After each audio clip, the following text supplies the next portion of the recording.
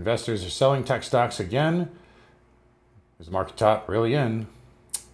Let's find out. It is Thursday, November 6th, 2025. If you guys liked the video, don't forget to give it a like. You can also comment your thoughts. And come find me on carnivoretrades.com for swing trading alerts, analysis, and live day trading. The day trading is absolutely on fire lately, by the way, too. And again, I know I say it every day, but this market is absolute fish grease right now. That's what it's cooking with. And I don't even care about the direction here. It's just been winter after winter here. Even with the swings, had a little option play this afternoon on SPY catching the low. We'll talk about that in a second. But yeah, market here down. And I talked about this yesterday. I said, like, this rally is kind of weak. Let me go to the spider here. Get rid of the after hours. But yeah, just not really a strong rally off the lows. And we did fade that, obviously, into the end of the day. And then just kind of a gap and a trend down. You could really just trend down here for the most part, pretty much all day. And yeah, they had a nose for 670. That was pretty clear, pretty apparent. And they did not get their final number. I told you guys this morning in the short, YouTube short, that 6,700 was in play. They didn't quite get there, but they got close, and we actually able to pick up a couple longs off the low of the day here. Sometimes you can just tell when it's gassed and it's not going to get there. We got down to 6707, and this was one of those days. It just, and even on the ups, even on the down switch here, like it was. We got to 6750. I did not bid this. It could have gotten bid for a scalp, of course, and it would have worked, but I could tell this was just not it kind of had a mind of its own here. And it was almost kind of like yesterday, where it was slow and plodding. That's a word I was using very often to describe it. It was like kind of slow and plodding, and then, even the low, it was not dramatic, right? So I don't think this is a low here. It's like, this is just not strong. Like, I don't even care about the fade. In fact, honestly, the fade into the close, it makes me less bear. Like, if we closed up here, like if we pumped to like 6760, I would have gotten even more bearish into the close. Just because it's just not a good low. And we also never filled out 6700. So there's that. I'll tell you right now, though, not only did we not get 6,700, but like 6,650, like that was coming up a little bit today, like a little bit. And it's sitting there tomorrow too. So, I mean, it's not LG1, but if we gap down quickly, it can get there fast. So I don't think the downside is necessarily done. Now we are starting to get stretched here, just a little bit. But, yesterday, like the hubris was insane. Like I said, Tuesday night to Wednesday morning, it was like people throwing themselves off a cliff. Oh my God, it's over, 1929. And then by like 11 a.m. yesterday, it was like, the lows are in, bears destroyed. I was like, this is way too fast. I don't think anything's changed here, but you can see the 4-hour right now. Yeah, they reset that. Like, so when we hit this low, that's probably why you didn't get a V shape, because it's reset, right? Now, if we had gone down at like 5 in the morning and hit this level, oh yeah, it would have V shaped, I'm sure.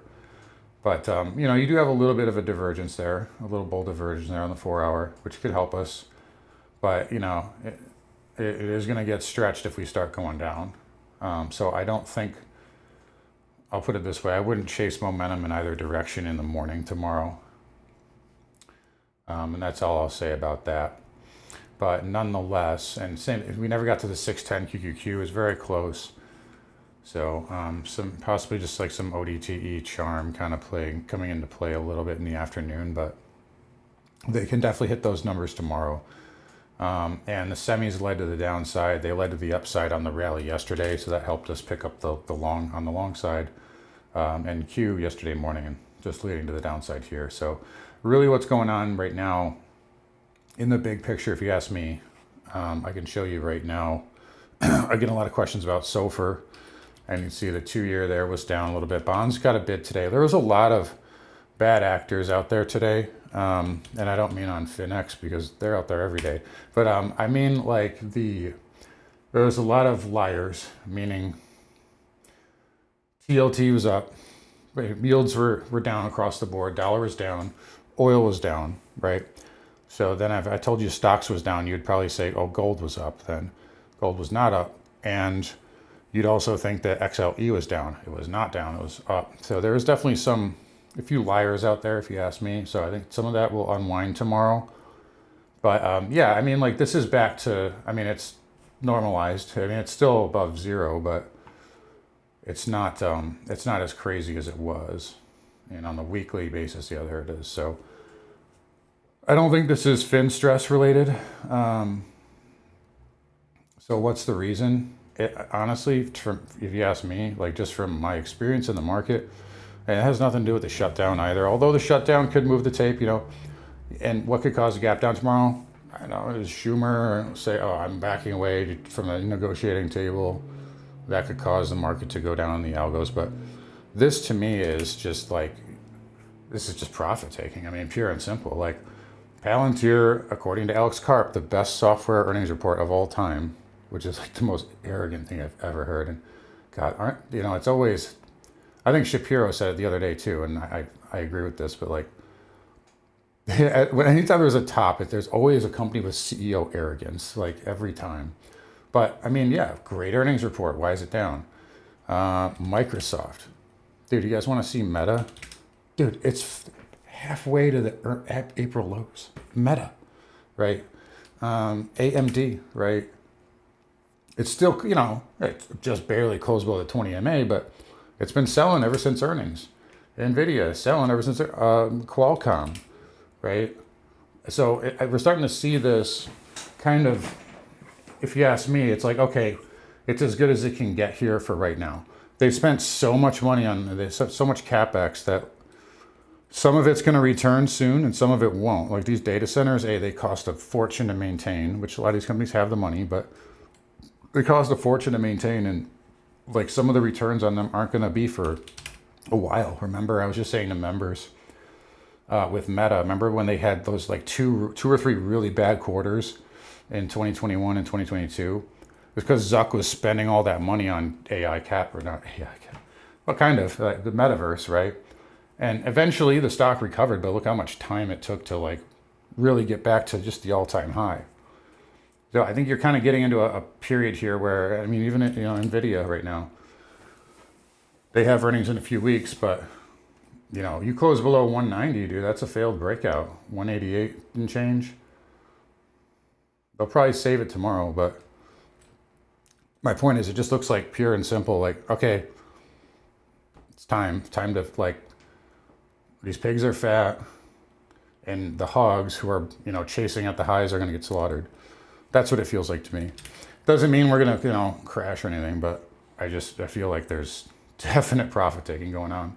We talked about 6,700 the last 2 weeks. Ever since the breakout, we said any retrace you want to see that hold. I would call this a test. It's close enough. But we could still pierce the 50 MA is not that far away. And we haven't even touched that.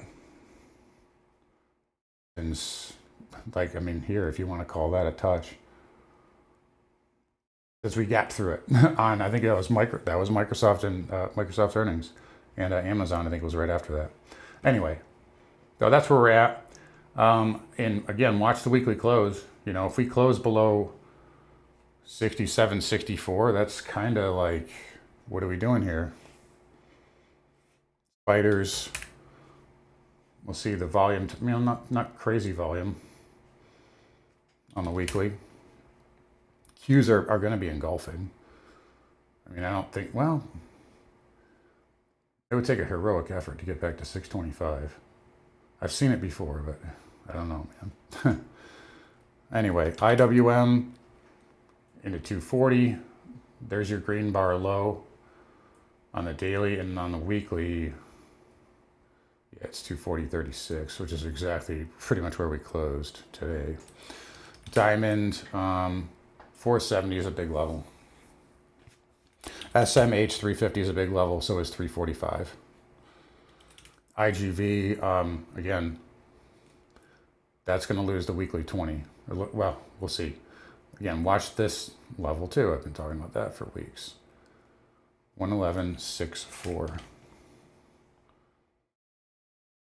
Right, that's your breakout bar, that's your inside bar. If this fails, if this closes below, that's a failure. Transports had a nice move yesterday, but they were down today. Still, although inside day though. So not the end of the world there. So that's your shining light for the market here. Is the you know, it's funny, like the bulls don't care about the transports for 5 years, but now that they're up, it's like, well, but the transports are up, you know. But either way, they were down but not out. Rates were down all day long. TLT was up 80 cents. Got to our 89 level. I called this out yesterday in the trading room. I didn't take it. It was good for a scalp, and then it just pinned, and then it rebounded today. I'm assuming 90 bucks is it. I haven't even looked at the levels, and I don't really care, honestly. XHB up 36 cents. So it wasn't all bad, right? IYR is down 50. In fact, man, look at the heat map there, though. So yeah, only 160 advances, which I mean, we were down, so it makes sense. Banks were down but not out, only 19 cents on XLF. Finished inside of yesterday's range. KRE down 40, finished inside of yesterday's range. Broker dealers down 86 basis points, finished inside of yesterday's range. This here is coiled. Like, I think it's going to correct lower, honestly. But this is coiled on the weekly. That's gone nowhere for a long time. I don't even think that trend line's important anymore. Lastly, HYG, here's a positive. HYG, JNK, and LQD were up. LQD was in trouble yesterday. We talked about SOFR. Oil down 8 cents. It was down a lot more earlier. And commodities, man. I mean, just look at this whip. So back up to 60.50, down, made a new low. There's a lot of puts at 69 and at $60 for tomorrow that I think will probably expire worthless.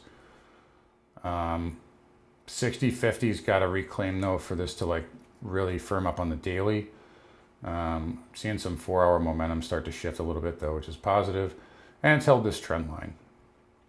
So I don't like what it should have broken out like yesterday or the day before. So I don't like that. What I do like is it held those levels, and XLE was green, like not just up like 10 cents, like it was up 1%. And it just took out, you know, it made a new high, took out last week's high. And this has been a thing, right? Up the last 2 days, oil down the last 3 days, right? And XLE started lower Tuesday, and it closed higher than where it, you know, it had a reversal there. It had a pivot, low of the week. OIH up 1.68, trying to break above this little trend line here. You know, we could draw it in, like, you know, we want to do that. Okay, fine, we'll clean it up. Falling wedge though, right? OIH flat to positive, but it's been strong, and this is a bull inside bar now on the daily. 20 MA is catching up to price. So oil stocks are leading. So that's what I was saying with all that. So many words. Dollar index down 49 cents. Didn't quite get to the 200, but you still got a big W here. So I like this weekly look, but it might need some time. Gold, I thought it could get to 370 today. And, you know, they heard me say something because, look at this, pre-market 369.71. And I had a sell order on my trade at like right up here. Well, I'm not on GLD, I was on futures. I was waiting for that to get up there. Ken was listening, Ken Griffin was listening. But yeah, this can go there tomorrow though. Unless it pins to 365 on GLD, which is possible. Anyway, silver here down 16 cents. That's not bad either. Platinum, again, with the higher lows, but down a little bit more than I would like today. Palladium, same thing. Momentum starting to get weaker on those two. Copper here, battle for $5 on the week. Not really much to do with that. And lastly, we got Bitstonk. It was up, or it was down earlier, and then it, you know, it wasn't down as much earlier, and then it faded. Like earlier, we kind of had like a narrow body, like inside candle. And same, okay, this is a better representation. Ethereum is down, but not nearly as much as like the market in terms of like like you have higher lows here, right? So like Bitcoin and like alts held up better than stock market. Granted, they already pulled forward the losses, so you could argue that's just a product of that. But at least we didn't say continued deleveraging in those names. So anyway, we'll see what happens tomorrow. Short term, if we get too stretched, like if we get much more stretched on the downside, I think you're at squeeze risk here. But the fact that the bears reset yesterday, like that was like the best thing that he could have done, is that reset bounce there. So I think we're not away from lower prices just yet. On the upside though, you got to clear 50 on the cash. 6770, and then like 6800 is a big level. It's not the be all end all, but these are starts. I don't think we're going to go much higher than 6820 tomorrow if we do. So I wouldn't even worry about that too much, but it's possible. But I don't know. I would be careful about chasing momentum in the morning tomorrow. So anyways, guys, I'll wrap it up here. You guys take care. Don't forget to come find me on CarnivoreTrades.com. We'll see you guys all tomorrow.